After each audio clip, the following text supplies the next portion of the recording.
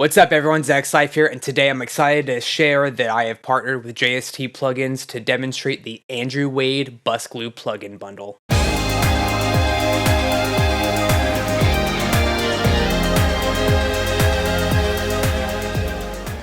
JST is at the forefront of modern guitar mixing and recording. Their plugins are renowned worldwide for how simple they are to use, so that you spend less time messing with knobs and dials and more time actually doing what matters most, which is making music. Andrew Wade is a top-tier producer and has worked with some of my favorite bands such as A Day to Remember, Wage War, and The Devil Wears Prada. It allows you to get what's in your head into the computer faster by having less menus, less parameters, and everything is clearly labeled so that you can access exactly what matters most to you and you can skip over what you don't need. The user interface for these plugins is already second to none, as everything is very clearly labeled and it's easy to isolate what it is you're working on, but it also comes with a ton of presets from both Joey and Andrew themselves. Today we're going to go through each of these different plugins in depth, and then I'm going to show you how everything sounds together in a full mix. Without further ado, let's get started. As you can see here, we have a song. This used to be the intro song to the channel several years ago. I haven't touched this session since 2020,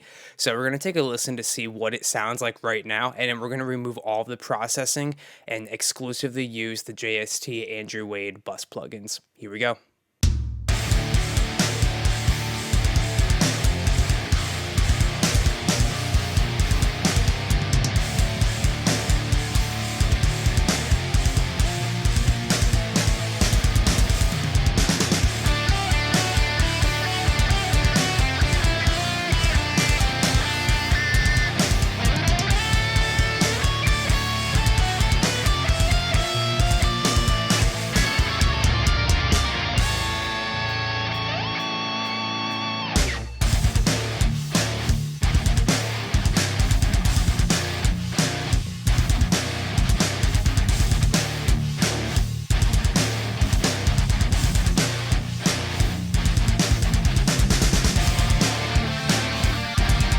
So that's the mix that I have so far. That's what you've heard on the channel before. What I'm going to do right now is just kind of separate each of these tracks so you can hear just groups of instruments together. So if we start here with just the rhythm guitars, we have the following.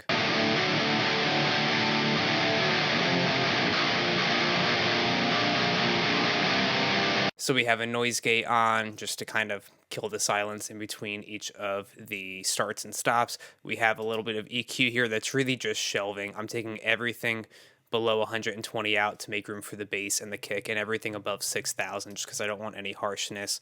And then we also have a compressor here working at about a 4:1 ratio, kind of doing like that JFET style compression thing. Threshold set, so this is a go-to heavy rhythm guitar compression setting that I use. And again, the noise gate is cranked pretty high at a threshold of -20. I do record with the noise gate, but this is just to kind of help tighten everything up and take out anything that I don't need, any extraneous noise and stuff like that. So that's 3 plugins just on the rhythm channel guitars. As you can see here at the bottom, I also have a separate one for lead guitars as well, which has a slightly different EQ with a little bit of a mid-hump going on there. And I have several guitar tracks on here. I have the main rhythm guitars, which play throughout the entirety of the song. I have my melody and counterpoint guitars, which I'll solo those real quick so you can hear what they're doing. They're kind of handling the bulk of where a vocal track would be, and it's separate from the lead and harmony tracks. I'll get to that in a second, but we'll take a listen to what the melodic guitars are doing.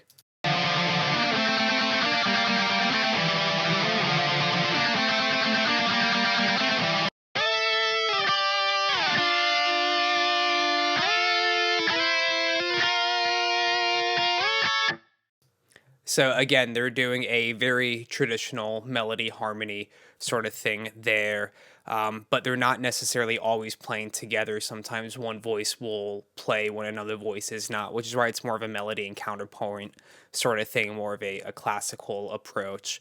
And just with, the song being rather minor in key and vibe to begin with, it almost gives you like that pseudo Avenged Sevenfold sort of thing. We'll come here to what the lead and harmony guitars are doing, and this is mainly just for the beginning of the song. I have some interweave between the two, but they're not exclusive. Because as you'll see towards the end of this song, I have all the guitars playing at the same time. So just to kind of show you what these two guitars sound like right now, we have this.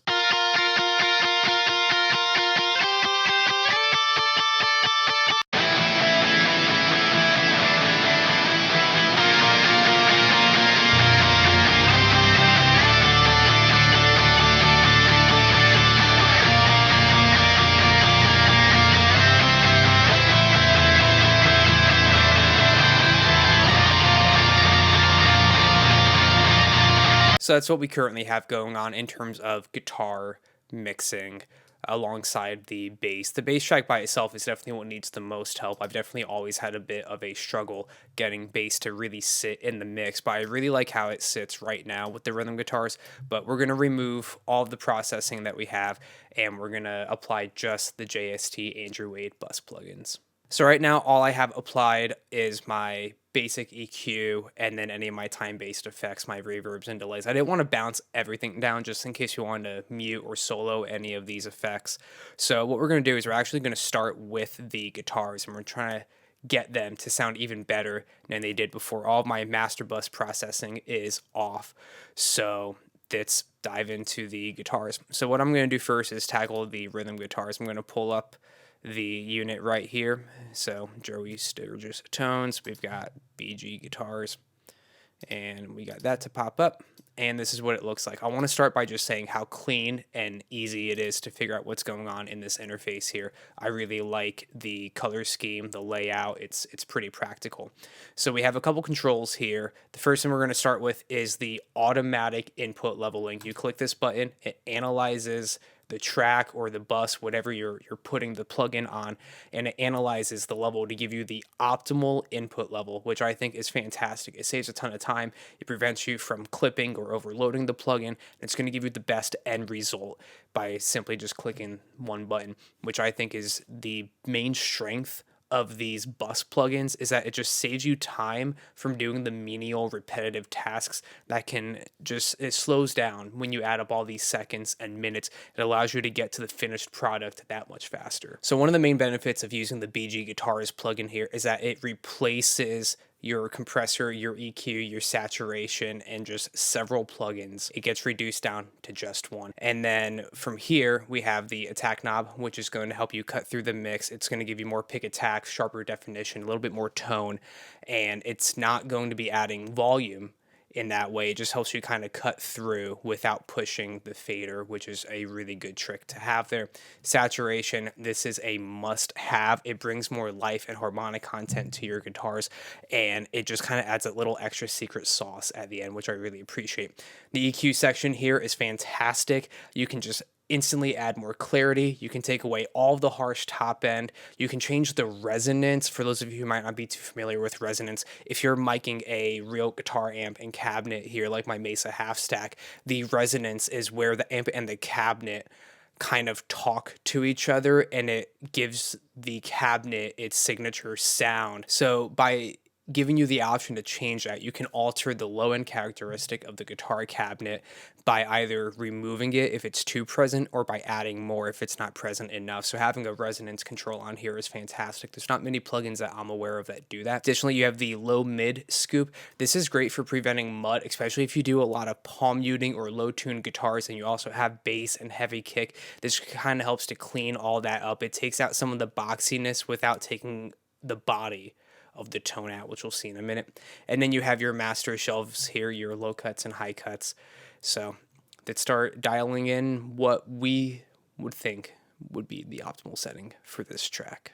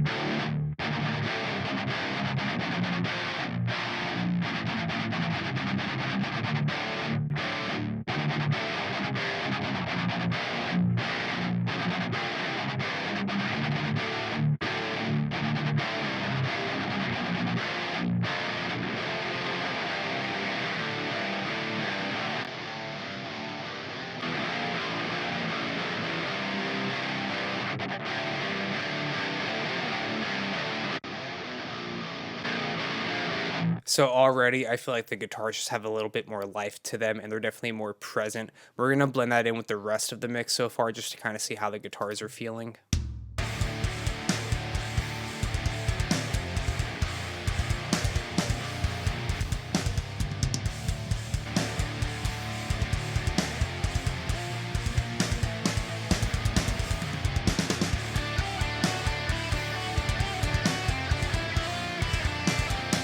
Definitely a noticeable improvement for sure. So the only difference really between the lead and the melody guitars here are the lead guitars have more of a mid bump and then the melody guitars have less of a mid bump, but they have a little bit of reverb to them just to kind of help separate them in the mix. We'll take care of the lead guitars first. We'll throw in BG guitars here. I'm going to completely turn off the EQ.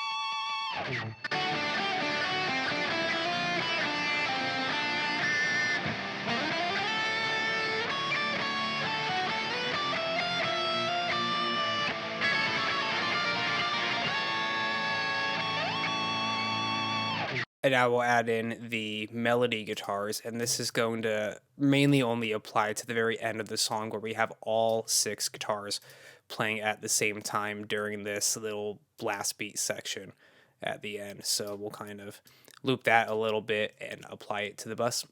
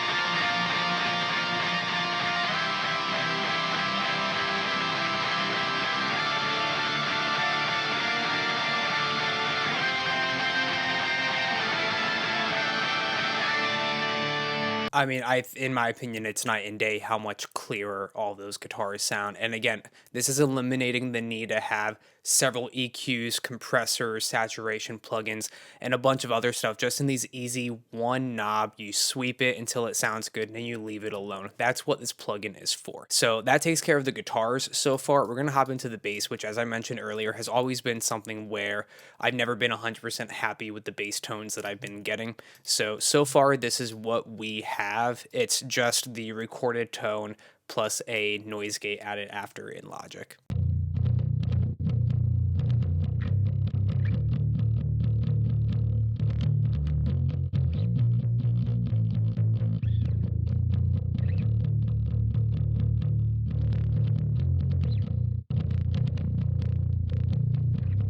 So obviously it's a rather wimpy kind of bass tone, but for this specific mix, it works well to just kind of add bottom end to the guitars, and it does get out of the way of the kick drum, but it's not anything exciting, and it's definitely lacking a little bit. So we have 2 different settings here, or 2 different processors in the BG bass plugin. We have the glue and we have the tone. The tone is basically, hey, let's make the bass sound really good, and the glue is, hey, let's help it really sit in the mix. So what I really like about the glue section is that you can really just shape the compression and the harmonic drive in this section. You have your compressors, which you can turn on and off to see what they're actually doing, which is nice.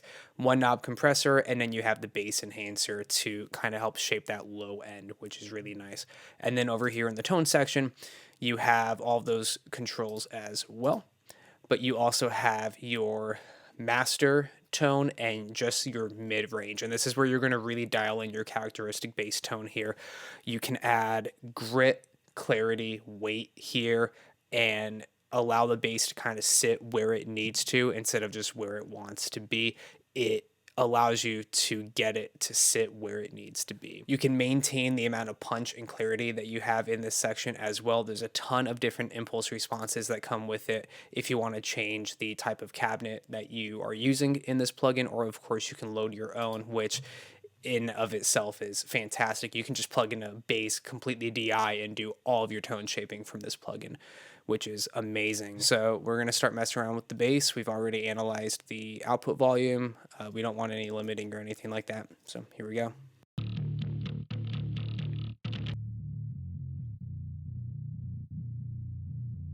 So this is what I was talking about before. When you turn this on, it just allows you to hear how much of that low end is being comped.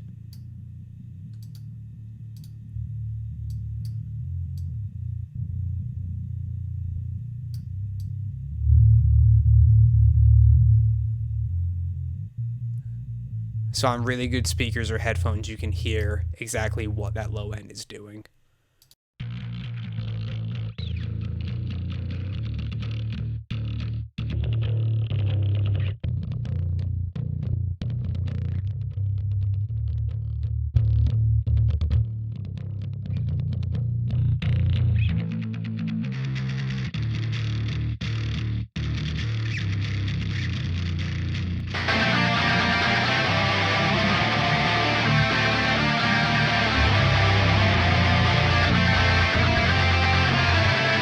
So as you can see, the built-in stock settings here are fantastic. These presets really give you the full scope as to what the plugin is capable of, both in the glue section and the tone section. So the drum plugin is actually really sweet. This is going to allow you to get your drums to just take on a new life, a new character of their own.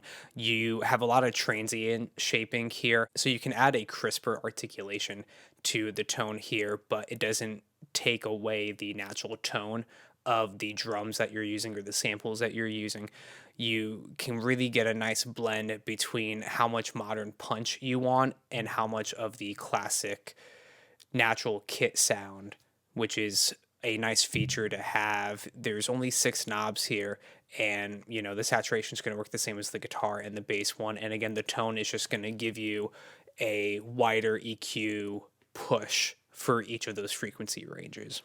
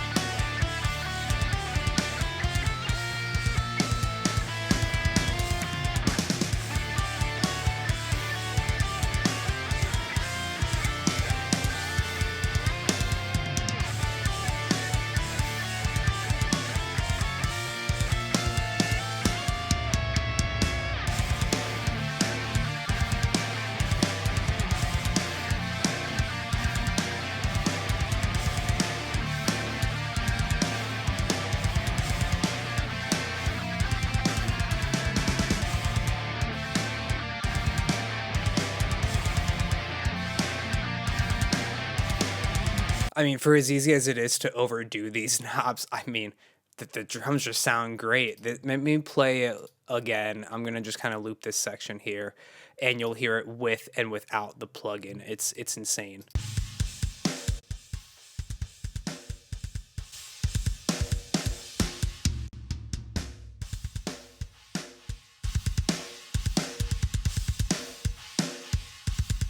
I mean, it just really helps the snare drum totally punch through. It gives the cymbals just a little bit more life, and it makes the kick drum sound fuller and really less clicky, punchy, MIDI-ish. Second to last, we're going to take a look at my keyboards or my pad sounds here. I only utilize them in the end of the song. So the main purpose of this is to just kind of add a little bit more depth and weight to the clean guitar tone.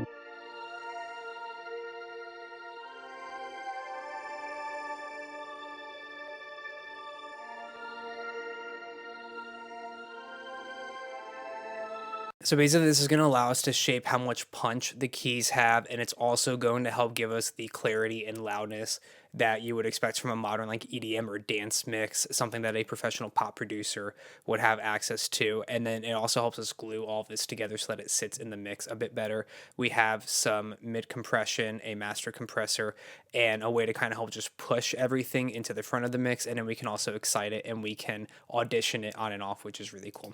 So again, we're going to auto analyze the bus that we're on here, and then we're going to start diving in.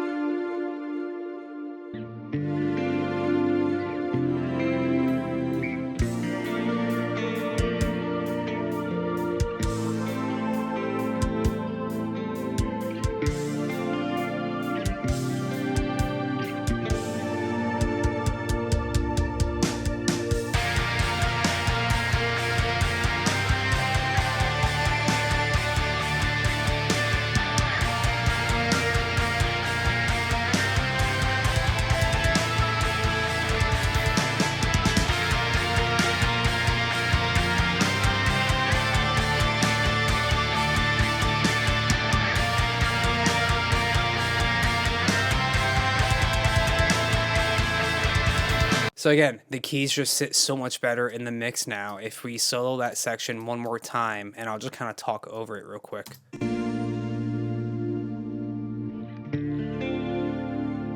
It's still letting the guitar sit in the front, which I might even turn up the clean guitar just a little bit.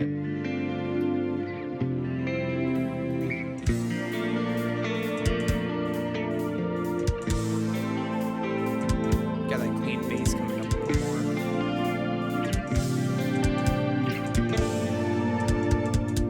Pulling back the pads.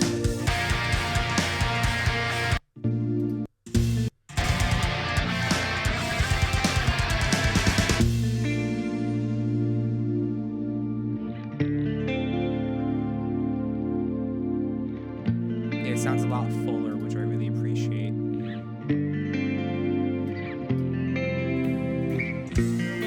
And it kind of just helps widen that stereo field.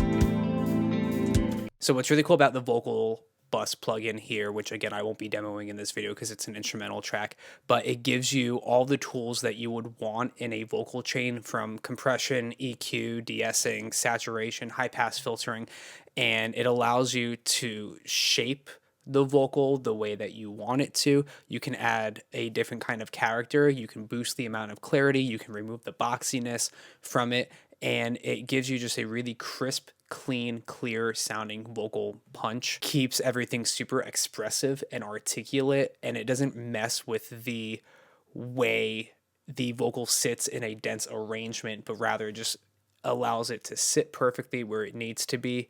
And by utilizing the different plugins that we have gone through in this video. With it, everything can be shaped so that the vocal can sit right on top. So now we get to the part of the video where we're at the end. Everything is mixed the way that I think sounds best.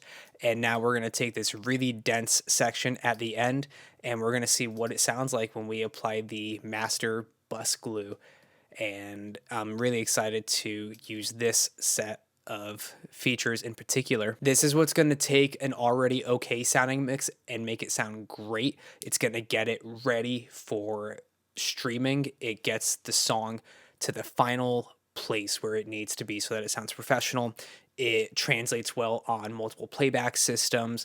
It allows you to match the loudness and clarity standards in today's music industry, and it also allows you to achieve that full spectrum sound. So again, with everything bypassed right now, we'll just play to analyze the volume. I'm going to start tweaking everything. The multi-band compressor is probably my favorite so far. It just makes everything pop better and sit in the mix. Of course, you still have a more classic compressor here if you want that sound instead, and the gold one, which is a blend of different compressors that Andrew Wade tends to use in the studio, so it's kind of like a blend of different compression styles. You can listen to just the low end to see how well the kick and the bass are meshing together, and then of course you have almost like your sonic maximizer style enhancing the low end and the high end all at the same time.